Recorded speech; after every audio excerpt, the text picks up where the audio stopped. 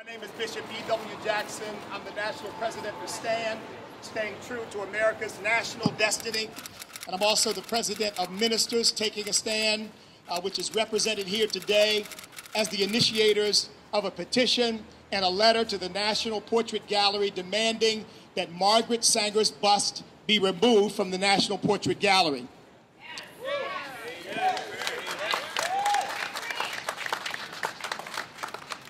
Now, in 1966, the Equal Employment Opportunity Commission, commenting on and providing regulations for Title VII, the Civil Rights Act of 1964, said that there's a very important analysis that needs to take place to determine whether racism is happening or discrimination is happening. And what they said was, it is not whether there was intent to discriminate, but rather whether the effects are discriminatory, whether the results are discriminatory. Now, that analysis has been accepted in education, in employment, in the criminal justice system, that if there are adverse, negative impacts upon black or other minorities, that requires investigation and correction. And we've been practicing that analysis since the 1960s for some 50 years. Now, it's applied to almost every area of life in which black lives are affected, except one, Planned Parenthood and abortion.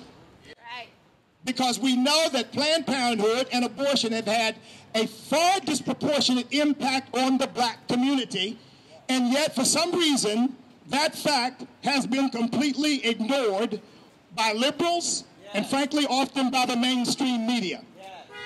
This is a quote from a private letter that Margaret Sanger wrote to Clarence Gamble in 1939. She proposed, quote, that we hire 3 or 4 colored ministers, preferably with social service backgrounds and with engaging personalities.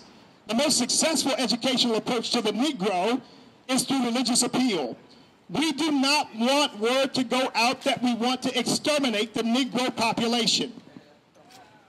And the minister is the man who can straighten out that idea if it ever occurs to any of their more rebellious members. No wonder the KKK loved her.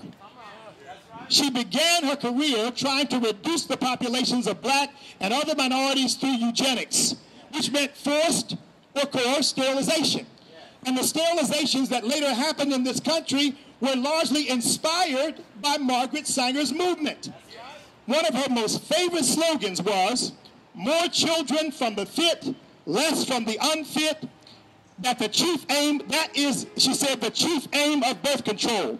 Another was birth control to create a race of thoroughbreds.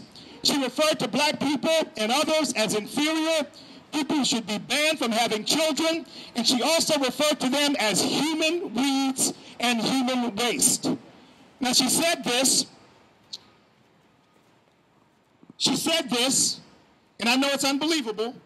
She said, while I personally believe in the sterilization of the feeble-minded, the insane, and the syphilitic, I have not been able to discover that these measures are more than superficial deterrents when applied to the constantly growing stream of the unfit. They are excellent means of meeting a certain phase of the situation, but I believe in regard to these, as in regard to other eugenic means, that they do not go to the bottom of the matter. I shudder to think, what was the bottom of the matter?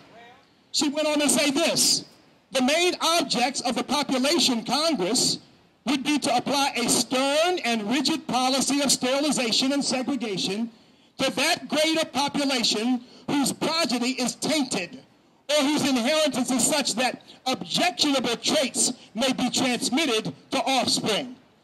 So even though, for PR purposes, she went from talking about eugenics to talking about birth control, her commitment to stopping the growth of the populations of those that she considered to be unfit or defective or unworthy continued.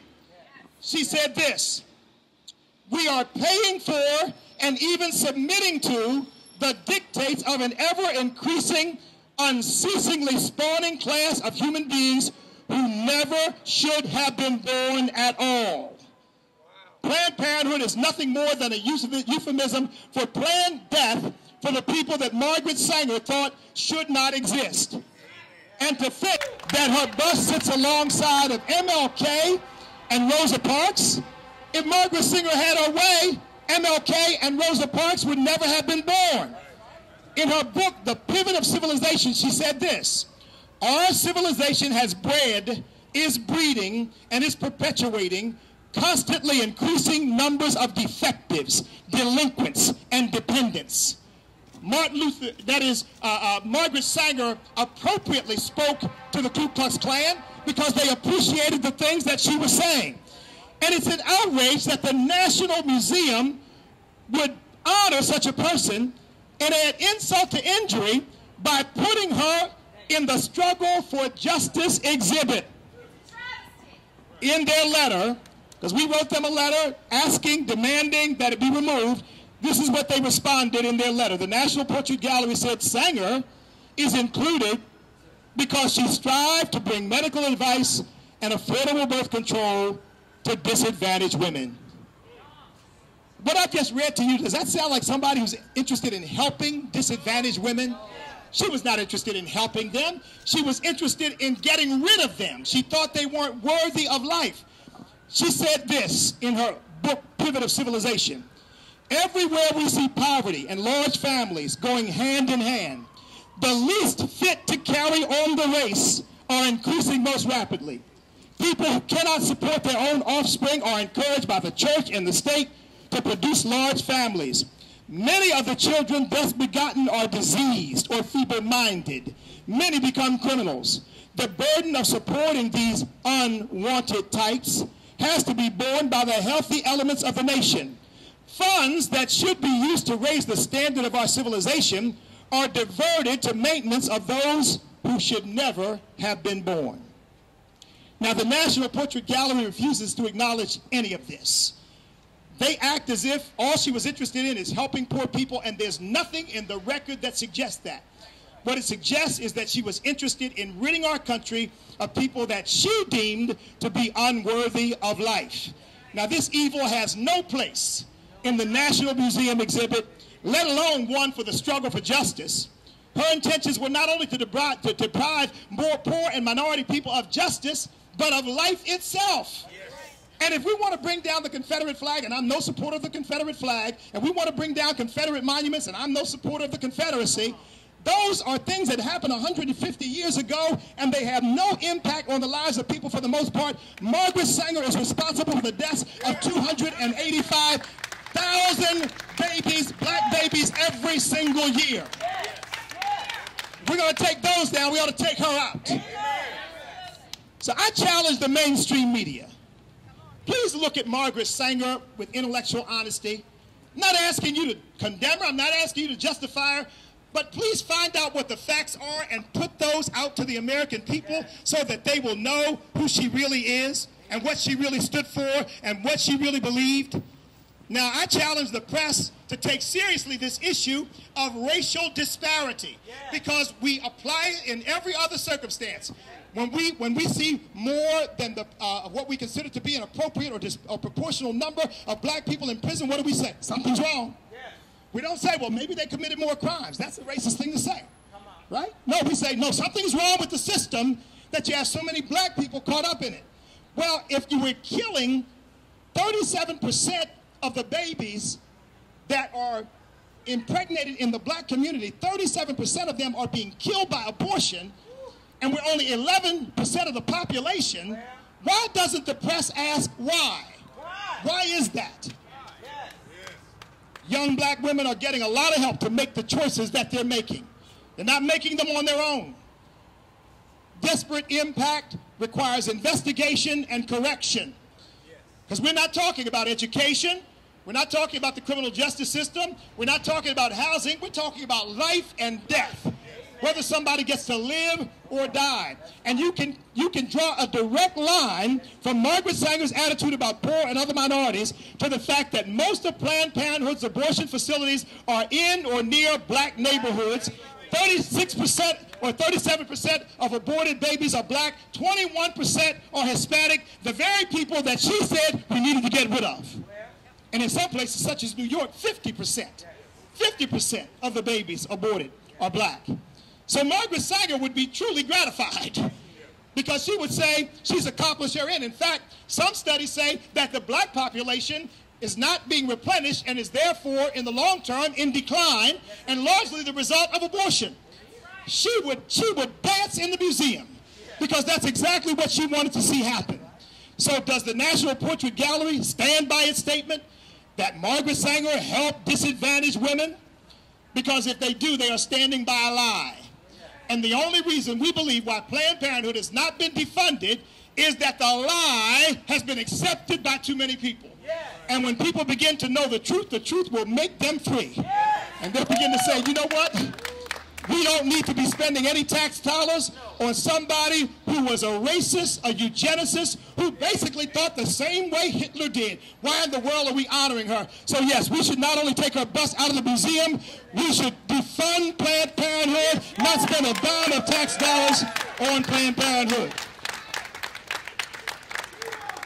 The woman was a racist. She was a genocidal figure in America and in human history. And to honor her is to be complicit in her evil and her racism. That's right. If you are honoring Margaret Sanger, you are joining together with her in her racist ideology. So she may have never used the term that is Margaret Sanger, but she was clearly a white supremacist. That term is used today as a political weapon, often without any facts to back it up. We've got facts to back up that Margaret Sanger was a white supremacist. So we're calling upon Congress to take action now. Congress has oversight of federal facilities. Congress needs to investigate why in the world we are spending tax dollars on honoring someone of this kind of infamy and this kind of evil. And Congress needs to take steps now to defund Planned Parenthood. I want to thank Senator Ted Cruz and Congressman Louis Gohmert for calling upon their colleagues in Congress to support the effort to have this bust removed. God bless them. So I say to you in closing, the Bible says this in Proverbs 17:5, he who justifies the wicked and he who condemns the just, both of them alike are an abomination to the Lord. So we say, Bill, we've got 14,000 people so far who have signed a petition. This happened in a matter of about a week, saying Margaret Sanger's bust should not be in the National Portrait Gallery. So we're standing with them, with all these people here, and with every American who cares about the lives of children to say, end this abomination now. National Portrait Gallery, you must remove the bust. You must remove the bust of Margaret Sanger, and we will not quit until you do. You must remove the bust.